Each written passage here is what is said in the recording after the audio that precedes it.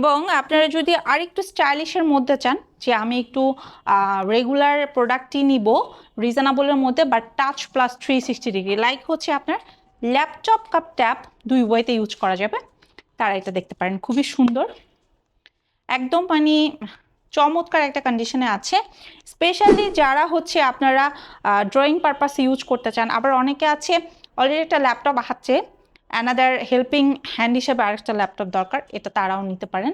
এটা হচ্ছে লেনোভো ব্র্যান্ডের লেনোভো থিংকপ্যাড, এবং এটা টাচ প্লাস 360 ডিগ্রির পাশাপাশি আপনাকে মিড বাজেটের যে কাজগুলো আছে, মিড রেঞ্জের যে কাজগুলো আছে, এগুলো খুব স্মার্টলি করতে হেল্প করবে।